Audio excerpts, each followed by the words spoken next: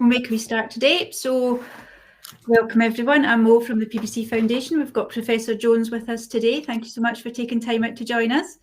Pleasure. A wee bit of housekeeping just before we start, and I've popped that in the chat as well. Just to remember that these Q&As do not take the place of a consultation with your own clinician, and these sessions we're aiming to provide general medical information and not medical advice. So as a result of that, we'll generalise your question to support that, but if you need help with a more detailed issue, please just give us a call on the helpline.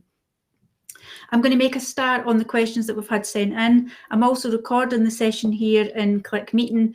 So just to be aware, that records the two screens of Professor Jones and myself, but it doesn't record the right-hand screen that's got the details of who's with us and what the chat will be. So that's private for just in here.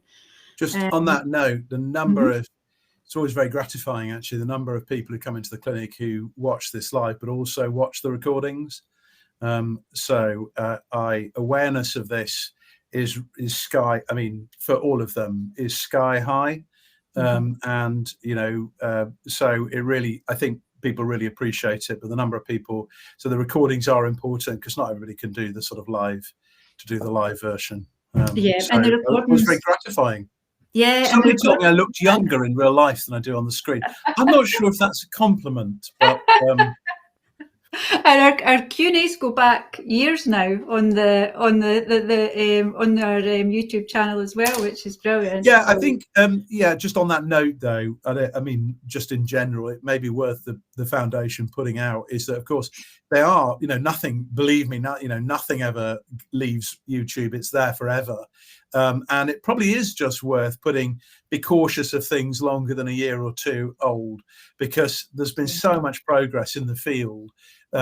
So much progress that don't go too far back. A lot of the stuff, I don't think we've ever said anything in these meetings that's not right or is even wrong, but it's not as right as it could be if you go back a few years, you know, the moving landscape of treatment. So it's probably, if people are accessing it back, then it's just worth, you know, saying, just be careful, you know, watch them back in order, you know, the most recent stuff, because, you know, it's a sign of progress, and there has been so much progress. I know, which is amazing. There has been so much movement recently. And I think what's good as well is that we do see some questions coming back quite regularly. But I think that's important as well, because if things change, then we can bring it back and update that. So yeah. I mean, knowledge changes. Look at cholesterol. I always say this, said it on frequently in these, is that, you know, there are people out there who were a few years ago were told their cholesterol value was absolutely brilliant, and now they're told it's way too high, but it's the same number. Why? Our knowledge has changed. And so it's useful for all of that. So and to everybody with the questions, this only works because of the questions. It works because the questions are really good and they're really sensible, and I think that's so. Please do keep coming. And there is no such thing as a stupid question in all of this. There absolutely isn't, because the very sense that you don't quite understand something means that it's important, and it's so please, if you're worried about, you know, you think the question is silly or whatever, it isn't. It's always, in fact, almost always in my experience, the very best questions somebody starts off with, I'm sure this is a silly question, but it almost defines it. And also anyway, what's nice is that somebody might ask a question that someone else has been thinking about but not wanted to put in. So that's where we pick up on lots. But that, if I had £1 for every time, particularly around brain fog and fatigue, anybody came into the clinic and said, I'm sure it's only me that gets this, but, and actually that comment about, you know, the fact that everybody says that, and that actually one of the power of the kind of community with the foundation is that you get to talk to people and you realize there are lots of people sharing experiences about that. Doesn't, you know, necessarily improve it, although tips and things will be helpful, but what it does do is kind of validate your experience and make you realize that you're not alone with it. Also, those questions that you say, if somebody else asks a question that you were thinking of doing, just shows it was a good question. I can't argue that the answers are always good, but you know, one tries one's best. And it always surprises me how many questions we get each week as well, of which we've got quite a few this week as well. So let's make a start. I'll shut up then. Yes, please. Right. So patient newly diagnosed has thyroiditis, type 2 diabetes and pancreatitis. ALP is 304, AMAM2 is 1280 and ELF scores 10.6. They only seem to get phone calls at the moment from their gastro team, but the call that she had telling her about PBC said they needed a DEXA scan, FibroScan and colonoscopy. What should I expect from a FibroScan and DEXA scan, please? What are the ranges to stage my PBC? I'm a bit worried because the ELF score of 10.6, gastro suggested that suggests fibrosis. What are the ranges for the ELF scores, please? They've been prescribed urso and just wondering what the next few months might have in store for them. Okay, so just can I clarify? So it was type 2 diabetes. What was the next thing? Pancolitis. Pancolitis. Okay. Yeah, and also thyroiditis. Okay, and it was an ELF score. Yeah. Okay. Right. So and alkaline phosphatase was 302. Yeah, 304. Okay. So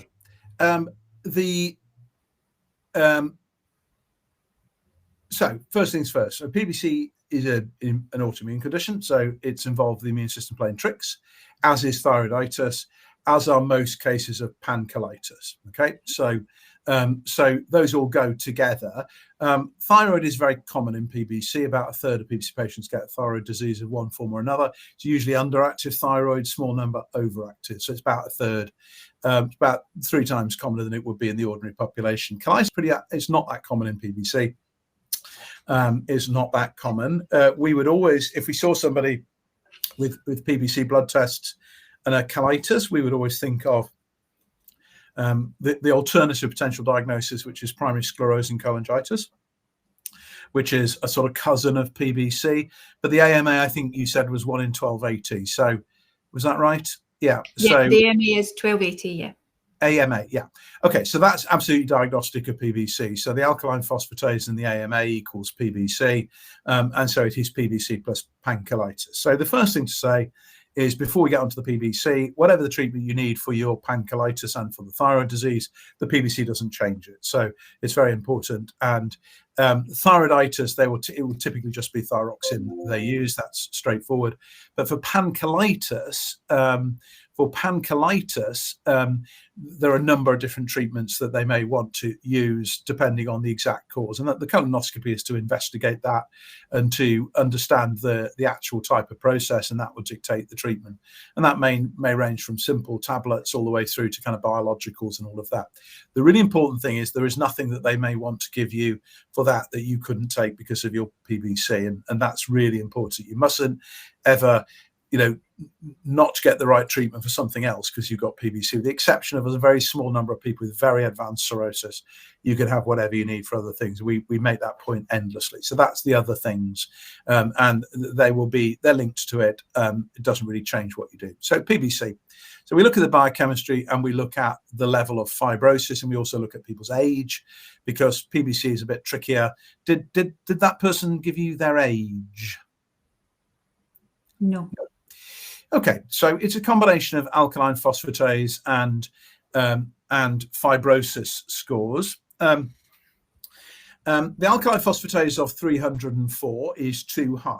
Okay, now, and what you need to do about that depends on what treatment somebody is on. So if you are newly diagnosed and not on any treatment, you need ursodeoxycholic acid between 13 and 15 milligrams per kilogram. Is there any type of tool to help people work out the correct dose per chance? So it's 13 to 15 milligrams per kilogram, simply because you have to find the tablet is the right. They come in different tablet sizes, and it is important to get the right dose. So the foundation have a nice calculator. You put your weight in. That's on our website. Yeah, and you can then choose which, and it doesn't really matter where it is. It's just to find a convenient dose. So I've got an age as well now, Professor Jones, 50. Yeah. Okay. Right. Thank you. So 50 is quite young with PBC. 50 is in fact the magic age that we always think about. So below 50, people are less likely to respond to UDCA, okay? And above 50, people are more likely to do. So responding to treatment is an age thing with PBC. And it's sometimes not the way people think it's going to be. People often think that the older you are, the more difficult things are to treat. PBC, it's the reverse, actually. It's more tricky in younger people. The other reason why you take age very serious is kind of common sense, which is that if you're in this day and age, if you're 50 when your PBC is diagnosed, you want 40 years out of your liver, don't you? I mean, you want 40 years of being very healthy. So, and if you are 90, then you're not going to need 4 years out of your liver. It's, you know, just common sense. So in that sense, it's very important to get it right. So if you're not on any treatment, ursodeoxycholic acid, and a really critical look at what that number is on that treatment. Okay, so you are looking for a value between 130 and 210. Okay, now below 130 is completely normal, and at age 50, that's what I would want to be. Okay, because you know you want 40 years out of your liver, right? Between 130 and 210 is the area that we used to think was okay. Think of my cholesterol analogy where we changed our view of things. That's a little bit like that. So we're now tightening up on that a lot. And the younger people are with their PBC, the more we want to be at the lower end of that. And so it's in your interest to get that back to as close to 130 as you can. That might happen with urso. It might not, and then you would think of adding in one of the new treatments. And I said at the beginning of this, you know, there's been so much progress. We now have a range of those treatments that we didn't have before, and those are really effective and really well tolerated, which is good news. So don't be frightened. If your doctor suggests adding a second treatment, don't be scared. It's just making sure that you get, we kind of add in until the point that you get what you want. Think about high blood pressure. You know, they will add in treatments until you get the right level of control. It's just what you need. And so urso first, followed by a pretty early moving on to one of those second line therapies. Now, not all doctors are quite as good as doing that as they could be. That's a common theme. If you're new to these sessions, it's a common theme you'll hear a lot. And it's really important that if you don't think, one of the reasons we explain all of this and go through all of this is because if you don't feel you're getting the right treatment, you must say, okay? And you mustn't, you know, cause yourself future problems because you don't want to challenge the doctor. And if you've got an alkaline phosphatase below above 210 after 6 months to a year on urso, then you should say, I've been in touch with the PBC Foundation. They say that I should be getting a second line treatment. What are my options, right? Mm-hmm. If it's between 130 and 210, you would say something like our current, you know, I understand current thinking is to try and get this below 130. Do you think another treatment would be reasonable? So it's more grey in that area, but experts in the field think that you should, and the foundation think that you should move towards 130. So if you're not getting what you feel you should, then you need to raise it. And this is where the foundation are really good at giving people simple ways. There you go. Anyone think we've done this before? Simple ways to raise these questions in the clinic. Yeah. Okay. That's the point prep one as well. So these are the two that sit together. They're on the website as well. You know, just some guidance as to what questions you might want to ask, how you might want to couch it, but do not die of not wanting to upset your doctor, right? Please don't. So we would pretty much look to control everybody completely in this day and age, particularly if you were aged 50.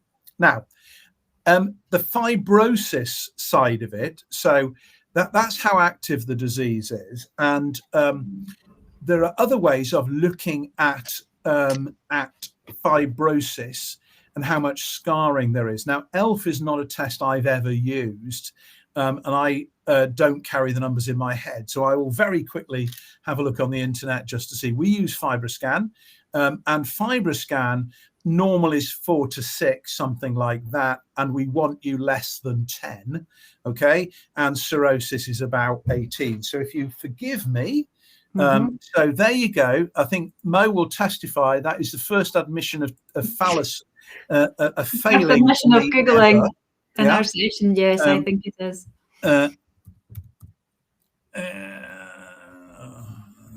Okay, sorry, just talk amongst yourself for a second.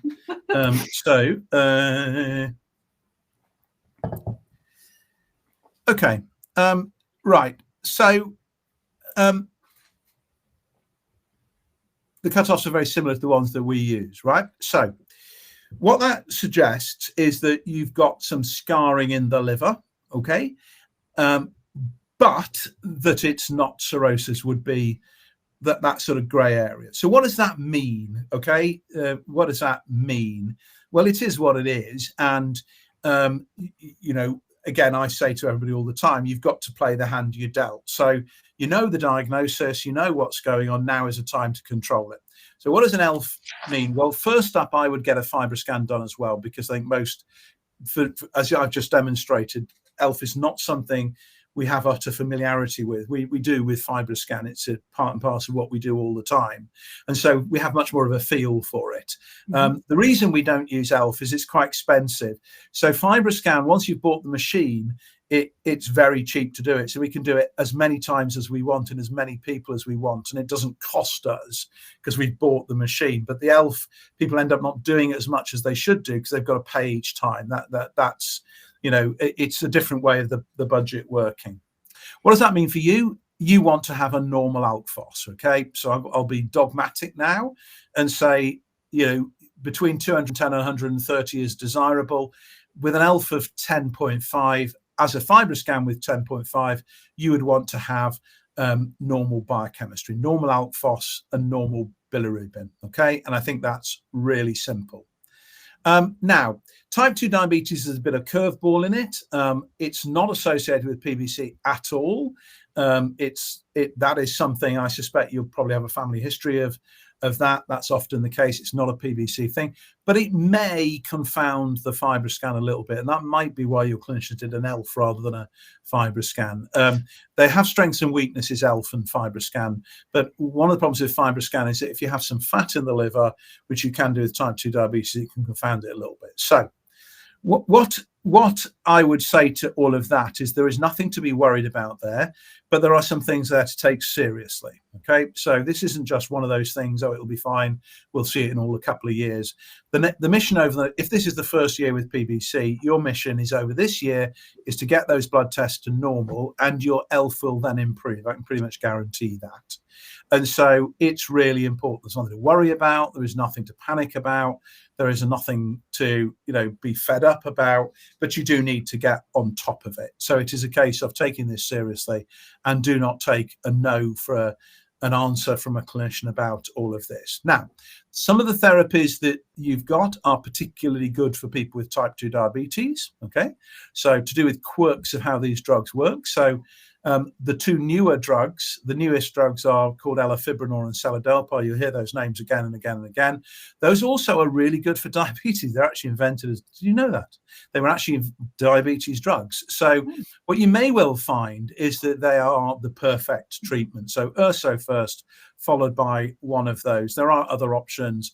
It's slightly what symptoms you've got and things like that. But with anybody with type 2 diabetes and the question of fat in the liver, I would definitely go for one of those. And those are, very simple long-term treatments.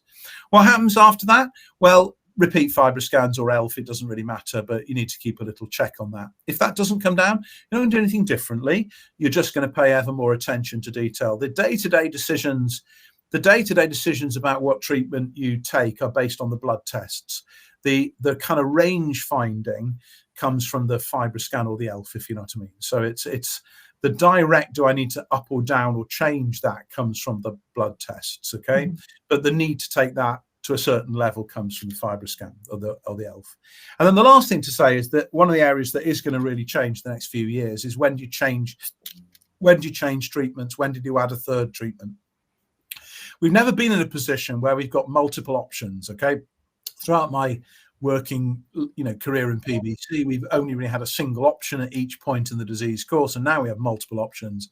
And once you've got multiple options, it gives you the option to change, or it gives you an option to add. And we are at the moment exploring additions of the different drugs. So we're doing a lot. We're giving a number of people one of these drugs, elafibranor. We can't use seladelpar in the UK yet. It's just going through the final approval process. We can use elafibranor.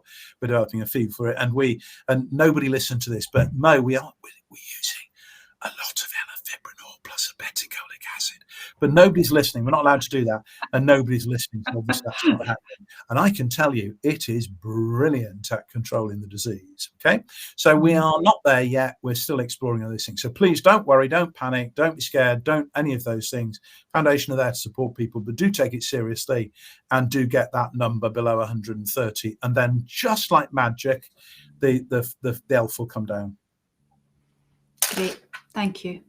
And we find, just out of interest, is that the first consultation you have.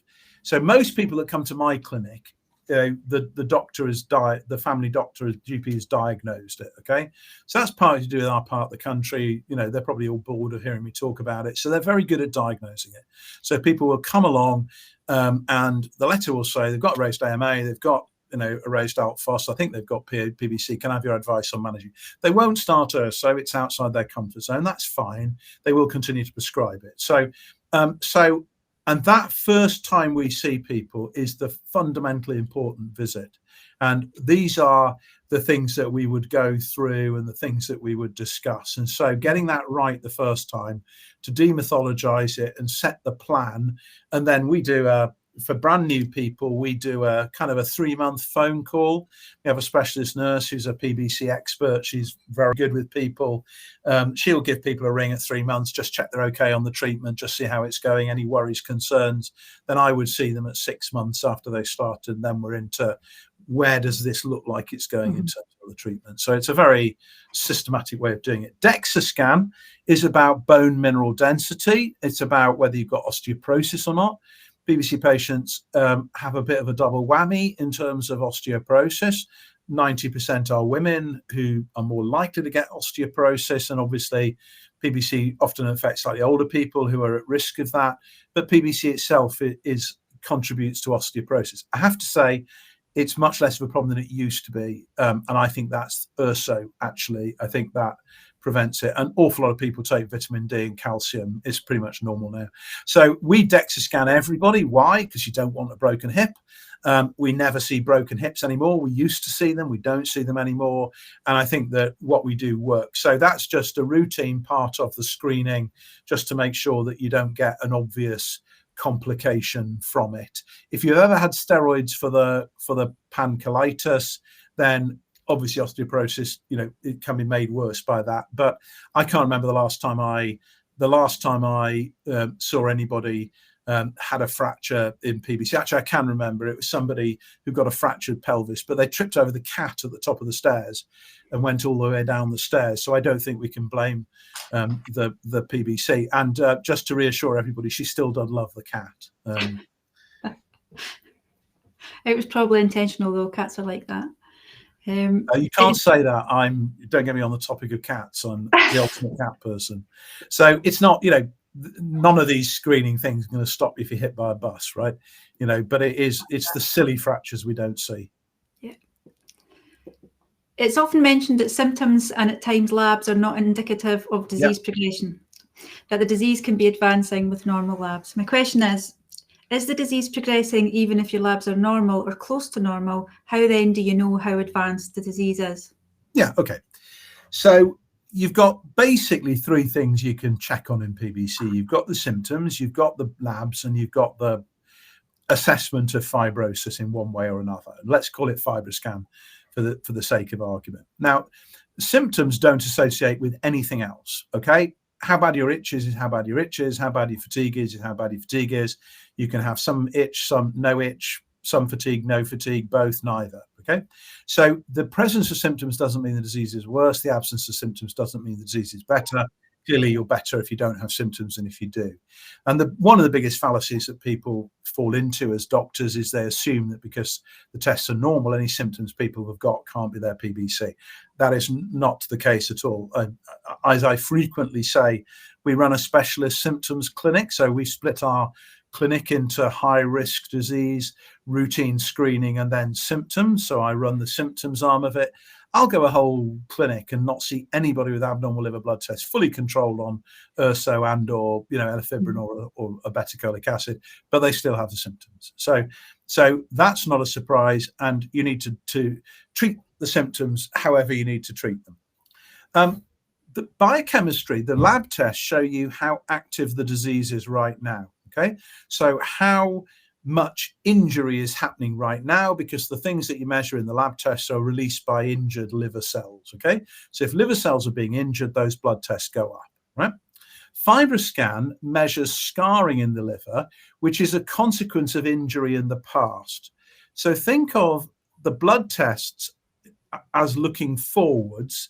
They're looking to what's happening now and in the future, because if there's a lot of injury today, there'll be scarring next year.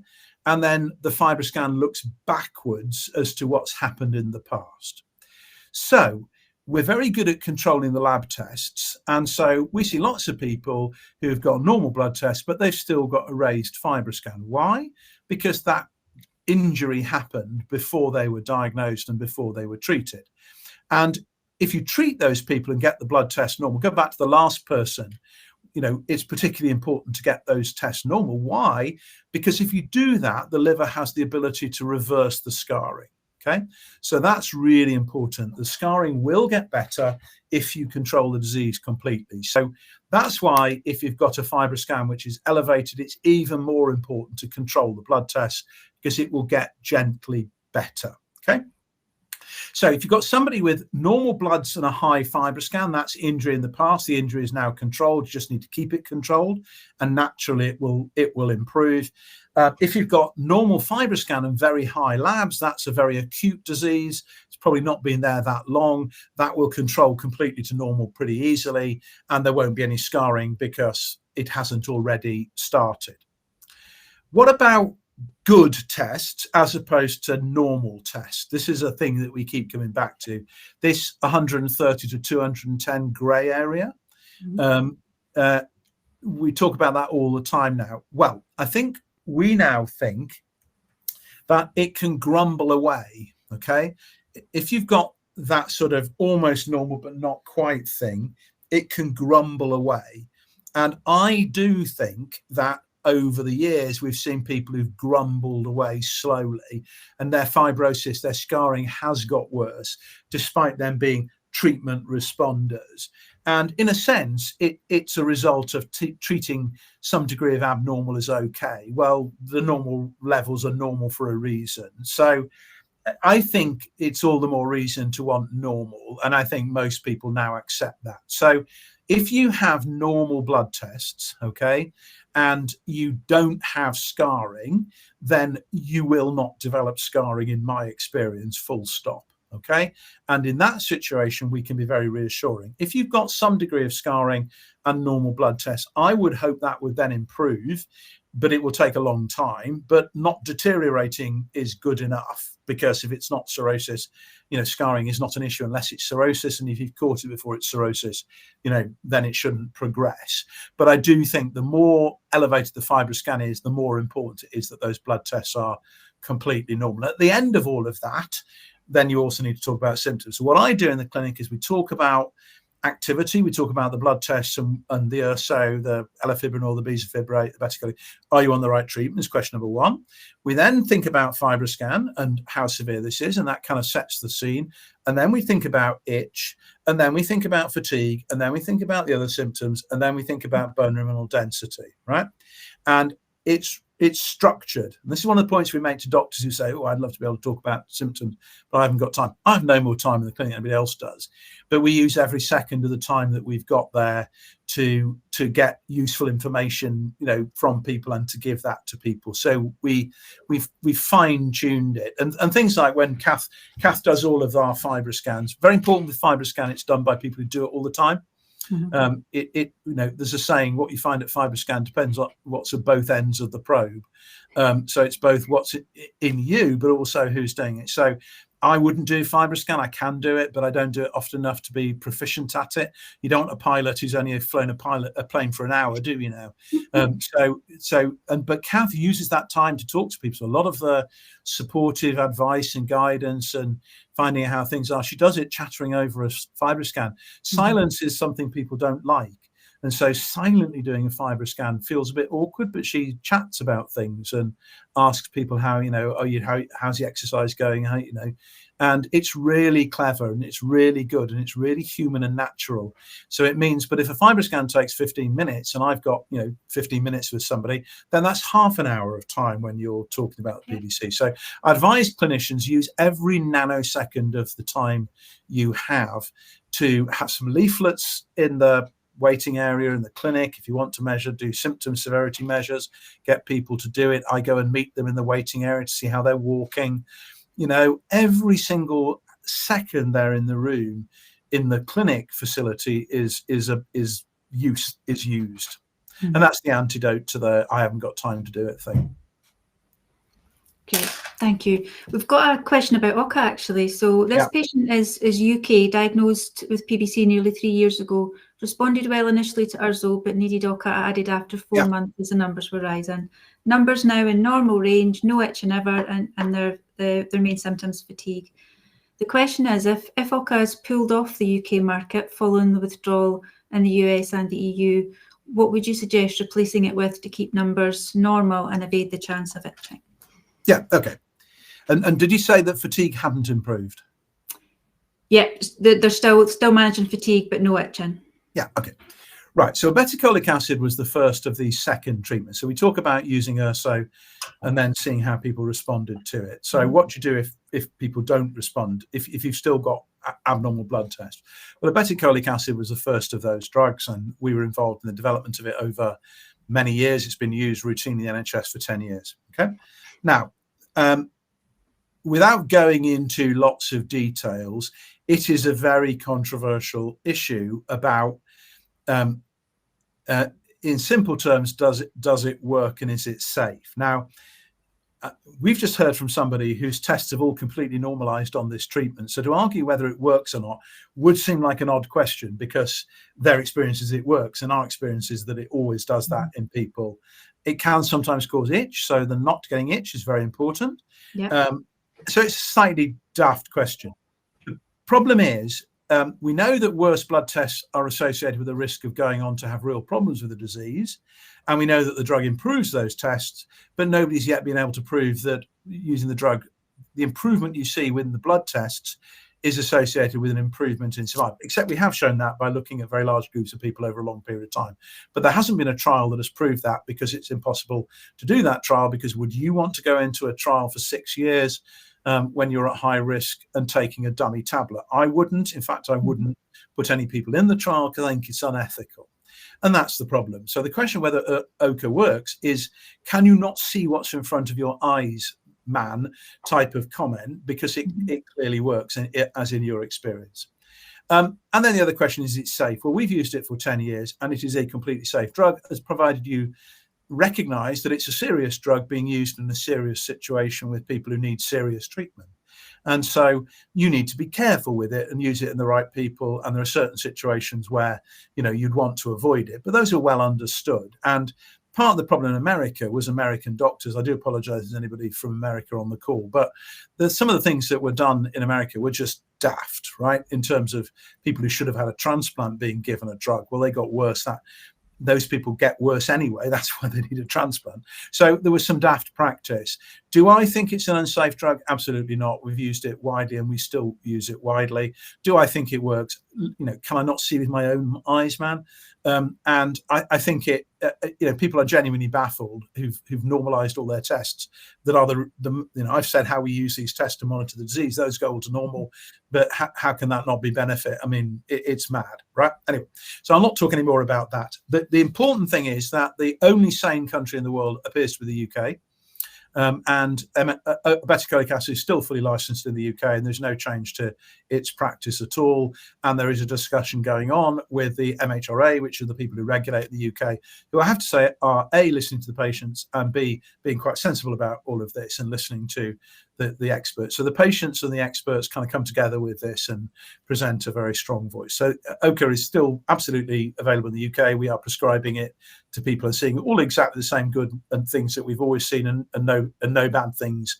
And we've been doing that for 10 years. Now, It is not impossible that it's not made anymore, because if it's not being made in America and it's not being made in Europe, may end up not being made. So it is possible it doesn't get withdrawn in the UK, just can't get hold of it. And there's no threat to that, but it's not impossible. So that's the premise. I personally do not accept the "it doesn't work and it's unsafe" argument. I just don't accept that. And I've been, I first managed a PBC patient in 1991. So what do I know, right? I don't buy that at all. And I would very happily have a family member of mine on OCA, and I would expect them to do well and be very happy on the treatment. And I'm absolutely clear about that. Now, if it has to be changed or you can't get available, really simple. In our practice, we would put you straight onto elafibranor, which is the other new drug. Okay, so one of the new drugs, and it is highly effective in PBC, and it is a pretty straight swap. So literally, you'd stop the obeticholic acid one day, start the elafibranor the next day. Okay, so it's a straight swap, no big deal at all, and it is a drug that we also have a lot of experience of. Now, it's actually a better drug than obeticholic acid if you've got any itch, because it doesn't make the itch worse. So that's a good thing. There is, and I caveat this, but there is some evidence that it might help with fatigue.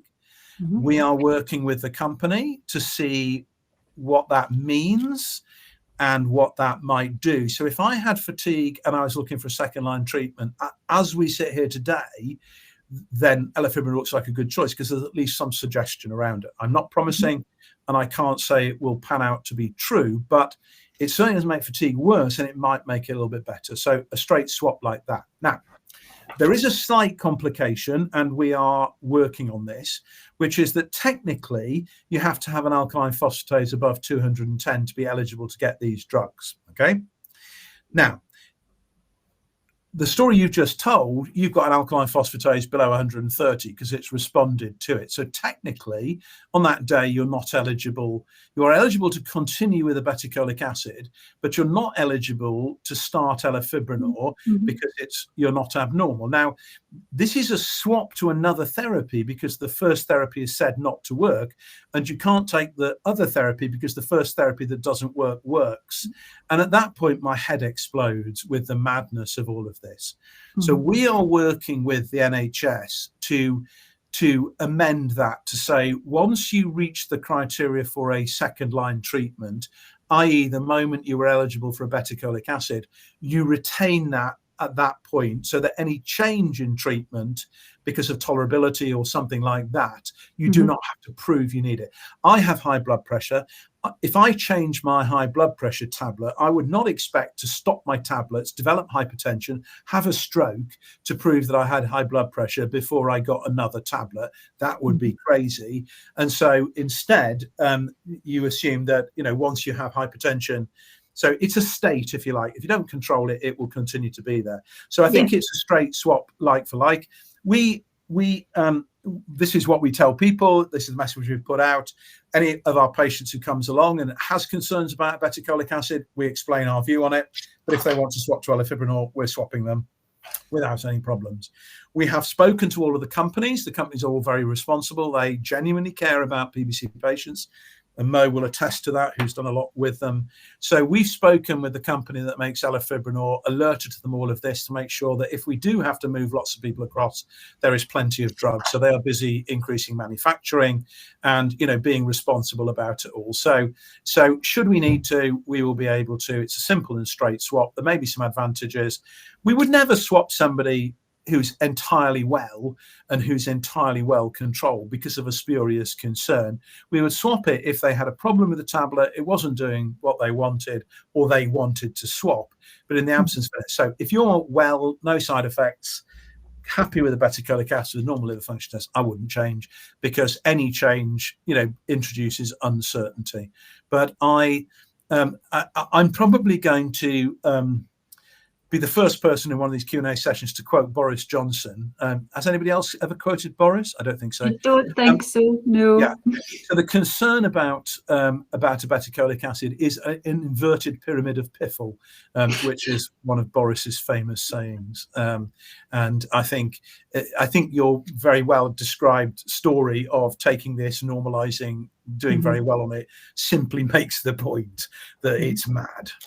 But as I say, my worry is not about the drug, it's the fact that we can't get hold of it. But if so, do not worry. 2 years ago, this would have been a problem, right? But it isn't a problem now because we have really good alternatives and effective drugs, and the companies are aware, and they'll make sure that nobody will go unable to get the drug because there isn't drug. So it's all in hand. More options. That's great. Thank you.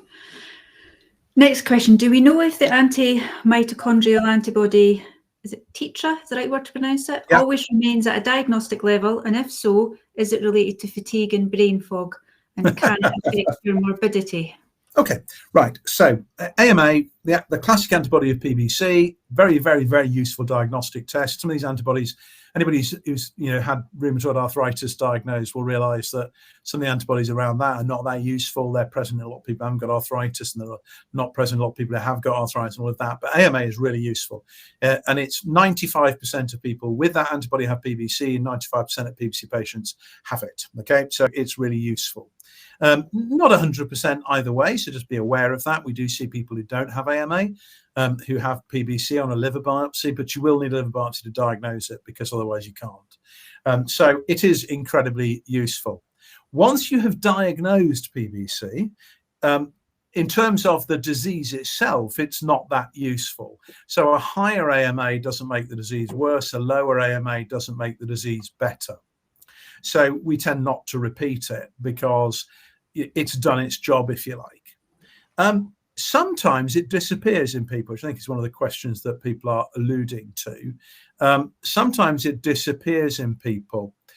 Does that mean the disease has gone away? No, unfortunately, because the immune bit, which is where the AMA comes in, triggers the disease, but after a while it becomes self-sustaining.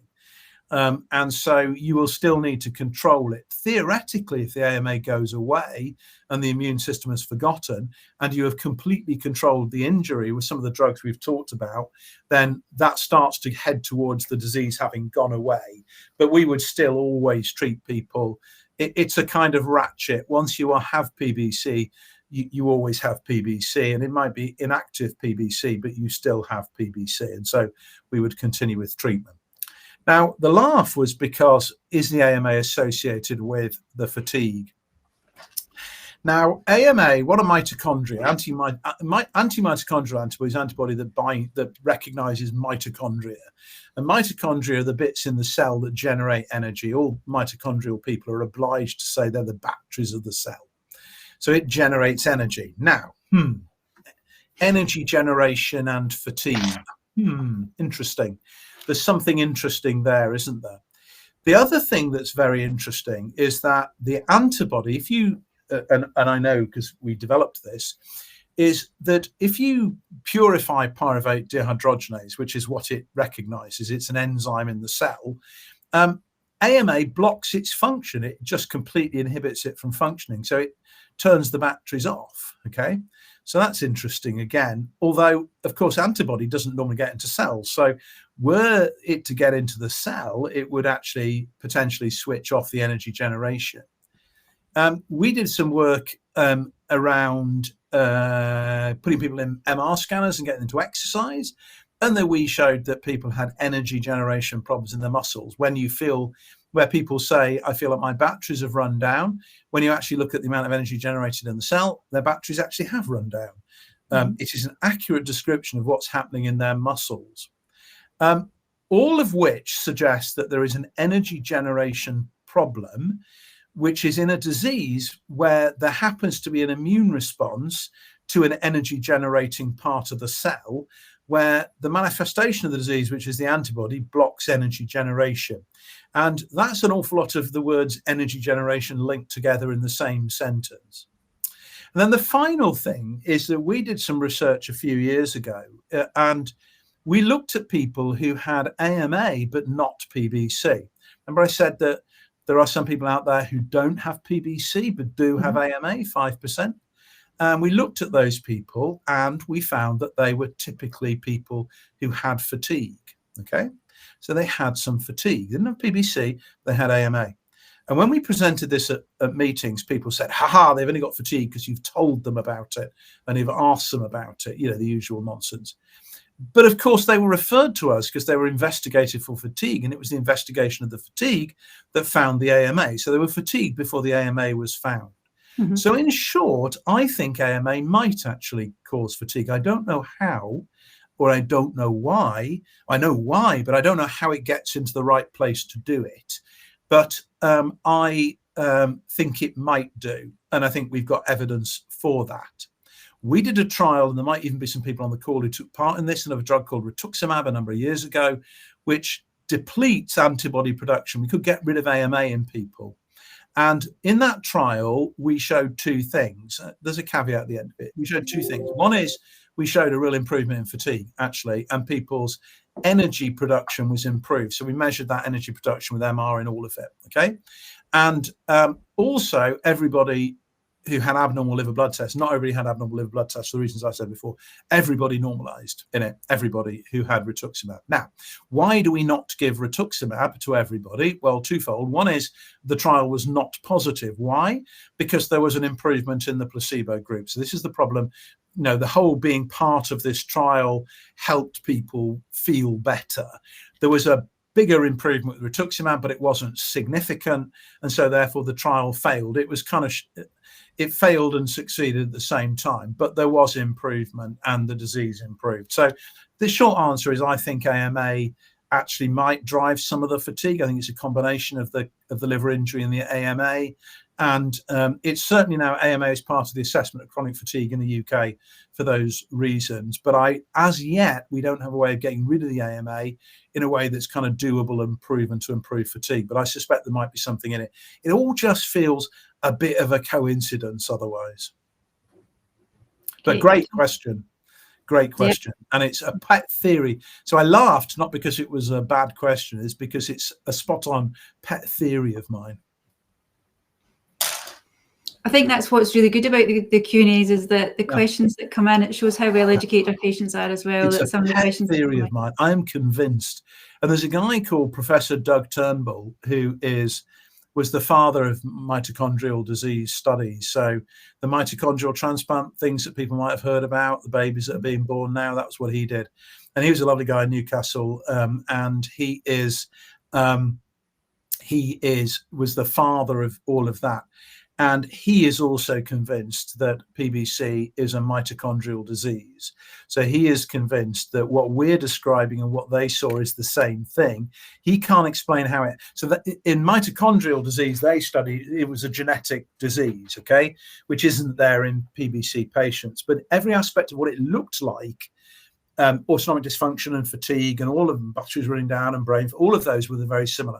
So he was convinced about it. And in a small world, we have a doctor working with us called Helen Devine, who is looking at energy of brain cells around PBC, and she is Doug Turnbull's daughter. So that coming together, so she's working with us on fatigue in PBC, and she is the one who's actually looking at whether elafibranor improves fatigue. She's far smarter than I am, and she's looking at whether elafibranor improves fatigue. So we're still teasing that one out, but I am convinced it's just too many coincidences.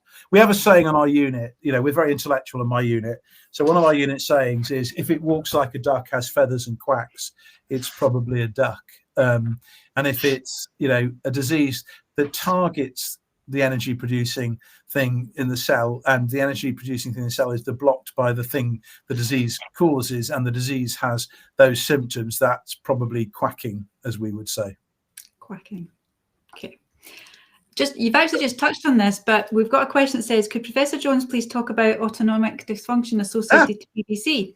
Yes. Its impact on the body, such as lactic acid buildup in muscles, and how heart rate variability may be associated to this. Yeah. So one of the the things that I've done over my career is kind of work with smart people who know things that are completely different to what I know, okay, and not be shy of telling people that what they do, I don't really understand it, but it's really interesting. I think it might be relevant. So I've done a lot. I don't just focus on what I do. I go and talk to people who do other things. There's a colleague of mine called Julia Newton, whose name people might be familiar with, and she phoned me up one day to say, is there any chance you could stop sending us all your patients who are having falls? And I said to her, so she ran the falls service, the falls and syncope service that most hospitals have got in the UK, where people have falls, they go there and have their blood pressure regulation checked. She said, can you stop sending us all these patients? And I said, I didn't know, I did send you lots of patients. And they were seeing lots and lots of our people. And she was right. And we looked into this, and we had an awful lot of people who were having blood pressure regulation problems and falls, and they were just ending up in their service. But she and I knew each other, and she had spotted this. And so we thought, well, that's very interesting, isn't it now? And so we looked at it, did some research, and actually looked at, and indeed blood pressure regulation is very abnormal in PBC. And it's to do with regulation of what's called the autonomic nervous system, which controls your breathing and your blood pressure and your heart rate and so on. So she did a whole series of really important studies that showed beyond any doubt that this is a feature of PBC. It's present in basically everybody to a degree. And whether or not you get symptoms from it depends on how well you cope with it. So it doesn't vary in terms of whether you have it. It varies in terms of whether you can manage it and cope with it. And often people don't realize it. So what's autonomic dysfunction? Well, when you stand up, normally you don't keel over and hit the ground. And that's because you stand up, the blood pressure instantaneously drops. There's a blood vessel in your neck that has a pressure sensor in it. And the blood pressure drops, that pressure sensor is triggered, that sends a signal to your brain sends a signal out to your legs, and the signal to your legs is to squeeze the blood vessels and muscles in your legs to return blood to your heart. It's like a G suit, a fighter pilot weight. Okay, whereas when you have PBC, you stand up, your blood pressure instantaneously drops, but that isn't triggered, and so your blood pressure continues to drop. And if it continues like that, you will become symptomatic. You'll feel a little bit dizzy, a little bit of woo when you stand up. And then often what happens is your heart speeds up. So adrenaline kicks in to stop you keeling over. It's an inefficient way of correcting it. It's a bit like pumping the pedal and the brake pedal. If you've got a cut brake pipe, it's a bit like slamming your foot on the pedal. That's not the problem. The problem is the leaking brake fluid, but it will slow the car down. Okay, so it'll stop you blacking out. So the adrenal effect will often make people feel a little bit palpitating. Mm-hmm. So they'll often get their heart pounding a little bit, and they may often get flushing in their face. So they feel a little bit panicky, a little bit flushed, a little bit, like the heart rate is up. That's the body coping with this. And then it all equilibrates. So there'll be many people on this call who that will resonate with. Oh, now I know how I feel, right? And, really simple. I mean, there's one simple question. We always ask people that if you're ever going to get this, it's when you get up at night to go to the loo. So you get up at night to go to the loo. Do you feel a little bit unsteady on your feet? And and a lot of people will have kind of, learned to swing their legs over the side of the bed and just give it a second or two, right? And that's the classic sign of it. And then, so dizziness on standing up and all of those things. So it is the liver causing a brain change that then causes the blood pressure system to dysregulate, which then means that you don't get blood into and out of your muscles as efficiently as you would like them to. And because blood isn't going in and out of the muscles as you like, that's why lactic acid builds up. Okay, and that's part of, and the lactic acid sends a signal back to your brain that you're fatigued and therefore not to do that. So that's probably the system. What Julia did is you can retrain the baro. This is the baro receptor, it's called. You can retrain it. So anybody who's come to our clinic or read the book or whatever will recognize the 2 liters of fluid before lunch. So if you fill the system, you can it's a bit like Control-Alt-Delete on your computer. You can reset this system and it will work again. So actually the quickest and easiest way to to improve this is to increase significantly fluid intake. And what it will do is, and you don't have to continue this forever. And so if you drink 2 litres of water before lunch, don't go off and drink lots of, sugary pop, otherwise you'll get diabetes, and you'll blame me. But drink plenty of water, and what will happen is 2 things. It will reset your baroreceptor, and it will also increase your exercise level because you're going to loo all the time. I always tell people that. So it will help with that. The other one to absolutely watch out for is blood pressure tablets. As you get older, you need less in the way of antihypertensives in general. And in PBC, that's particularly the case. So if you've been on antihypertensives for 10 years, chances are you don't need them anymore, or you need a much lower dose, but they will naturally drop their blood pressure. And in medicine, we have a folklore that you will get the condition that you manage. Okay, it's a medical thing. So, heart doctors get heart attacks, and, so on and so. It's medical mythology. And so liver doctors are quite worried about this for obvious reasons. Doesn't stop them drinking, mind. But anyway, but I did this because I was put on far too high a dose of antihypertensives, and I developed autonomic dysfunction because that's how they work. And I remember walking around Tesco's, other supermarkets are available. I remember walking around Tesco's and having to sit down in the freezer aisle and stick my legs in the air, because otherwise I would have keeled over. And I felt like I had hit a wall in terms of, and that was my experiencing the thing that we studied. So it's really common. Now, the interesting thing is it's common in lots of other diseases where fatigue is important. And it's particularly common in chronic fatigue syndrome, and it's particularly common in long COVID. And that's why we think that whatever is happening in PBC patients is something that can happen in other disease states, possibly for a different reason, but with the same effect. And you will realize, so we did a thought experiment a few years ago in the long COVID area, where we applied our assessment protocol that we developed for PBC patients for research to people with long COVID, and did they have the same abnormality? And lo and behold, they did. So the abnormality in people with long COVID was exactly the same as for PBC patients. Didn't have AMA, didn't have PBC, but it had triggered the same sort of process. And that's probably all the autonomic dysfunction, just triggered for a different reason. So, and the chronic fatigue syndrome people, by the way, I believe chronic fatigue syndrome is a physical problem. It's real. It's a physical problem, like it is in PBC patients. It's like PBC, but we just don't know what's triggering it. We know what's triggering it in PBC. And autonomic dysfunction is exactly the same in those people as it is in PBC patients, and exactly the same interventions work for it. So it's really important. It's probably the final pathway of why people get fatigued. So it's interesting. So chronic fatigue syndrome, long COVID are all real, and they are all acquired autonomic dysfunction conditions. We just don't know why they're developing it. Thank you. Autonomic dysfunction. 2 litres before lunch, and don't blame me if you get diabetes, because I told you not to drink Coke or Red Bull. No. I know we're getting close to the end of time, but I know this is quite a general question, and it can be very different in different areas, but it is something that we do get asked a lot. Can you tell me the average waiting time for your first consultant appointment with your liver consultant? Patient diagnosed in early August, still haven't heard anything, although it was marked as urgent. And they're in Manchester, but I know it can vary area to area. I mean, yeah. Talk a little bit about that. It's hugely variable, centre to centre. Okay, hugely variable, and that is not ideal. It depends on the level of interest and the organisation you've got. So we're pretty good here. We would see people usually within 4 weeks, and we would triage them, if you like. So, in a sense, if you could look at the tests and we're going to reassure somebody and not start them on treatment, it's less urgent than if you're somebody at 30 with an alk phos of 1,000. So there's an element of common sense about it.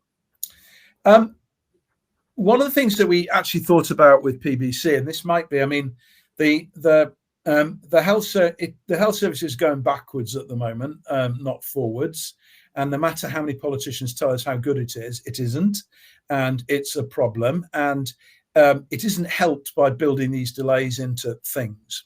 So one of the things that we looked at in COVID when the whole thing ground to a halt is what is first aid for PBC. So what is it reasonable for which clinician to prescribe? Okay.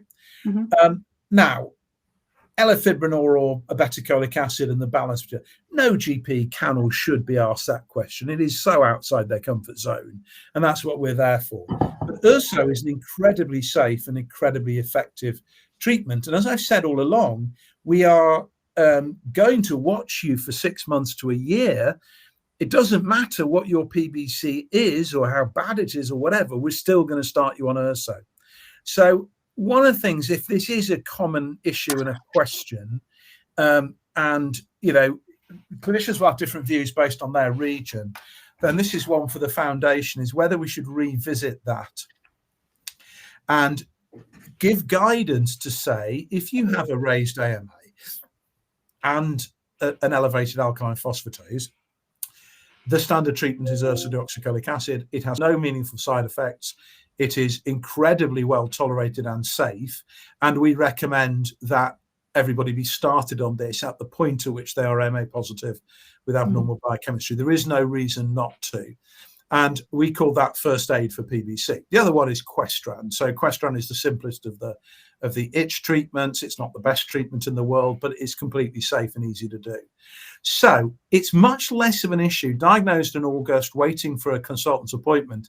If you were on urso, it would be much less of a problem. And it would actually mean that when your clinician saw you, when the consultant saw you, it would be much more valuable because you would know how you've responded to urso. So remember what I said about the 3 months, checking how people are doing with some blood tests, usually? Well, maybe if you have your first appointment at 3 months, you kind of have taken that need away. So I do wonder, maybe if you'd mention this to Robert, maybe a little advice thing that we can send, that our suggestion is, and people would say, oh, what if you've got cirrhosis? I'm going to give you urso. What if you've got overlap with autoimmune hepatitis? I'm going to give you urso.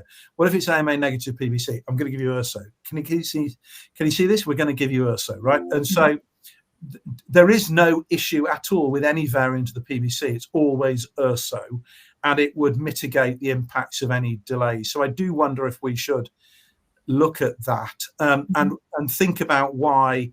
Helen, have you met Helen Jarvis? I mean, liver disease. I'm mulling things over. We've got a very good GP interested in liver disease here, an academic GP, and maybe actually I will co-opt her to come and do a Q&A.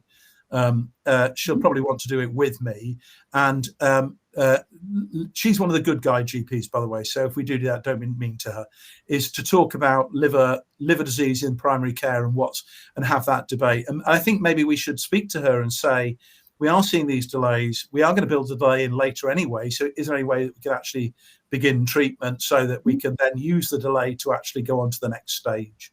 And I think one of the other arguments is it will change the disease and therefore you won't be able to work out how bad it is. Believe me, we can reconstruct it from what you've got.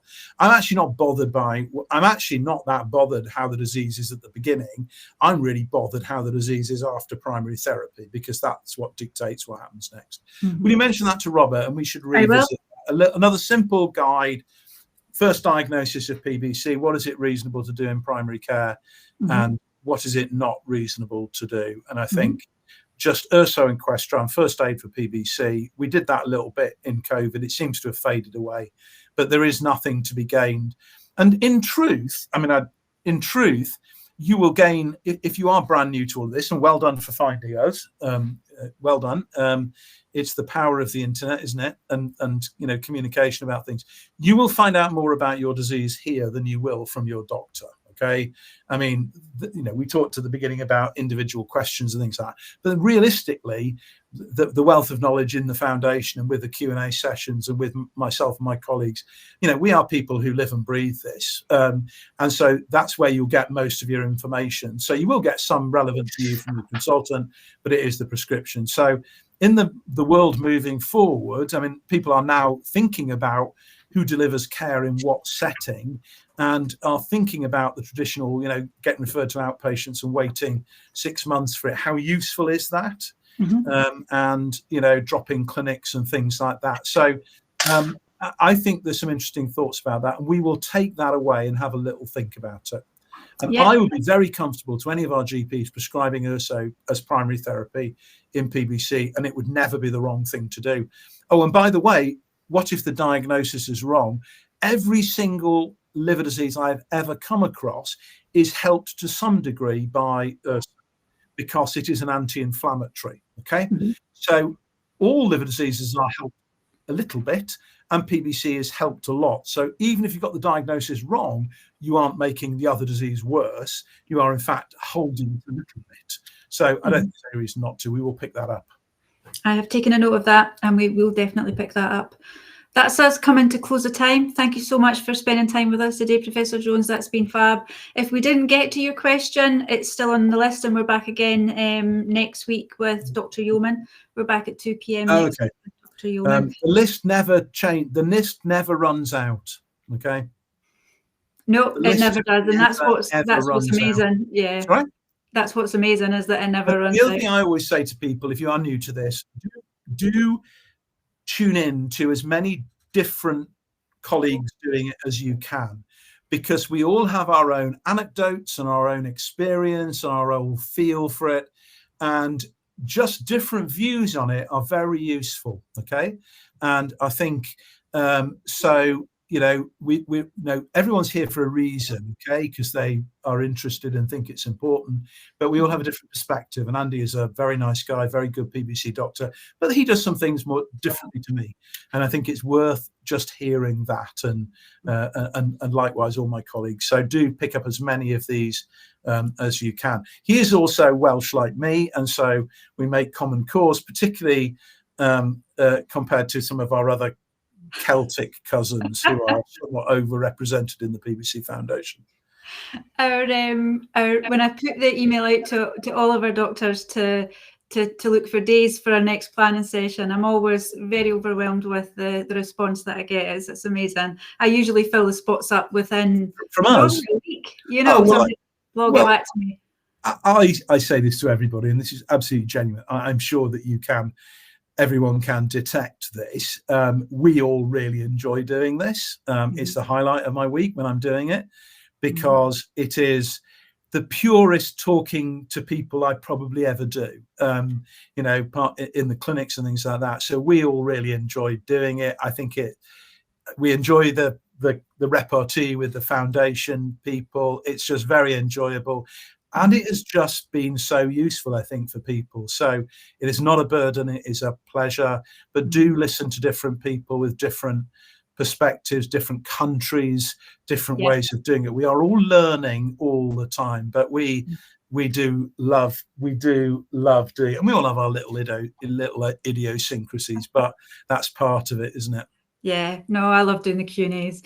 And I think just when I'm getting the questions in, I'm always very surprised that there's questions come in that haven't been asked before, and also questions where I'm learning something new every week as well. You know, the other one that I've just out of interest is that I've kind of had this conversation with people, you know, in other disease areas, you know, particularly in other rare diseases, where part of the problem with PBC now, of course, is that it's a rare disease, and so there are relatively small numbers of people around the world who are real experts in this, and pretty much all of them are involved in the foundation. It's one of its strengths. It's really engaged with everybody.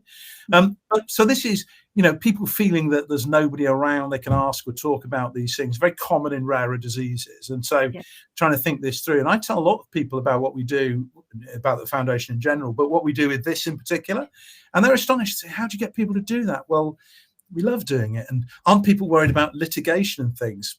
No. I mean, that's why Mo talks about specific medical guidance. You have to be careful about that. You know what I mean? But we know the line, and people don't believe we do it. And actually, I just suggest, so if you ever get some sort of people we've never heard of tuning in, it'll be from other disease areas want to have a little look. And I think it's something other people are uncomfortable about. And certainly some of our younger doctors don't find this as easy as I do or Andy Yeoman does. I mean, you know, we're perhaps a little bit more experienced, and I do understand for younger doctors it's quite daunting. But I also say to them, it's a really brilliant way to learn how to communicate. But it's as people will know on the call, it came out of COVID. It was a straight out of COVID thing. I mean, and the advent of platforms like this. So COVID made people discover that you have platforms that you can do these sorts of things in, and it's a unique way of communicating, I think. And I think because we've had some topics come up, like the Oka situation, we've been able to address that as part of this, you know, and anything else that's been required. That's allowed us to do things as they're happening as well, which is great, you know. Exactly. And I do think when we first did it in COVID, I mean, when we first did it in COVID, it did allow us to directly communicate with people about about the uncertainties and, you know, where people were really struggling to get information relevant to them and were scared. I mean, people were scared. So I do think, and I think that sense that you can, that you can sort of unfold the story as it goes along. And I think as we've had these issues around new therapies and new options and all of this, it has changed our recognition in the last few years. And actually, it would be very difficult to have up-to-date information. So it's very valuable with that. And we can literally give you exactly the up-to-date status of different drugs and things. The caveat is, of course, you know, different countries, it will be different, and, you know, systems as to what drug you can get and who prescribes it. I mean, medicine differs from country to country more than you think it might do. And so, you know, inevitably we're giving a sort of UK perspective of all of this, but the foundation are very sort of good at that. I think most people understand that. Anyway, no. Well, I see your ASLD. Sorry? Are you at ASLD? No. Not this year? No. Not this year. Not this year. I'm afraid I've got too much. So just so people will know, is that I'm also now sit on the NHS Rare Disease Advisory Group about how the NHS provides rare disease support for people across the UK. And that's really important because there aren't patient-friendly clinical voices on that. It can be very bureaucratic. And so unfortunately, I've got some things around that. And we have this dialogue with the NHS about what does really good look like and how we can work with them to make all this better. And so in addition to giving specific advice, we are working on the system to make the system better. And actually, on that note, this whole area of what the role played by patient groups is, and, you know, they are very interested in the kind of, so the foundation is much more out there than many charities and groups would be, deliberately over many years with, you know, Colette and Robert and colleagues, and much more proactive. And it's interesting, there is interest in how you develop that further. How do you foster it in disease areas where there isn't any of that, which is a major issue, but also just how far could you take this?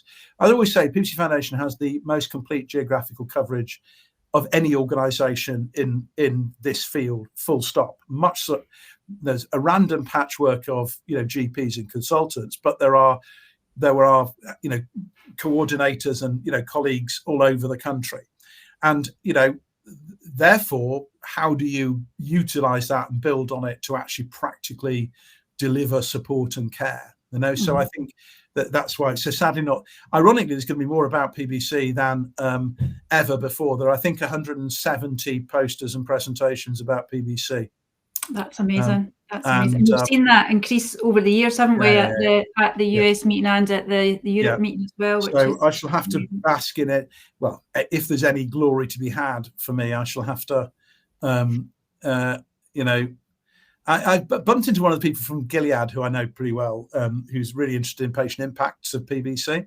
So Gilead make Seladelpar, which is the other of the new treatments. So Ipsen and Gilead are very good companies. Other newer companies are really committed to patient support and all of that.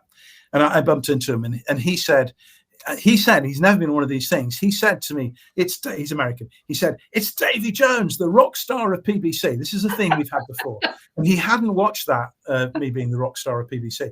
And he said, "You must be so pleased after all of those years pushing and pushing and pushing and pushing for better treatment. Finally, everyone's taking it seriously." And I hadn't really thought of that. I mean, I'm a contrarian. I don't automatically accept the accepted wisdom just because it's the accepted wisdom. So we challenge everything. And I think over most things we've been proved to be right. And of course, one of the reasons why I think the foundation works very well is that, you know, Colette and Robert are of that mindset as well, is that we're not just going to meekly go along, you know, and say, you know, apologize and say, is there any chance that people could actually be looked after properly? We're going to push at it. And actually, that's where the major, and in PBC, there are probably, have been over the last 20 years, probably 10 or 15 people who've really pushed that. And, you know, Robert and Colette are amongst them, but, you know, my colleagues and things like that. But every one of them is involved in the foundation. That's the other thing, is that all of the, you know, you look at the medical advisory board of the foundation, which I have the pleasure of chairing, and it is absolutely stuffed full of the foundation figures in this disease. Everybody who's, you know, people like Keith Lindor, who, if anybody knows their PBC history, he invented URSA. I mean, it goes back to the foundation story of all of this. And I think that gives it immense power and influence, is that, and we are, that there's almost a unique coming together of the viewpoint between the clinical community and the patient community. And I think that's very valid, is that we are all on the same mission. And, you know, you've heard me in this credit the foundation, you know, endlessly, genuinely. But, you know, there can sometimes be a them and us thing between patient groups and clinicians. And I think we've in PBC simply never had that. And I think it's very, very powerful. I have to go. It's sadly not Washington. I will let you go. And I'll see you again soon. Thank you so much. Bye now. Thanks for joining us, everyone. Take care. Bye.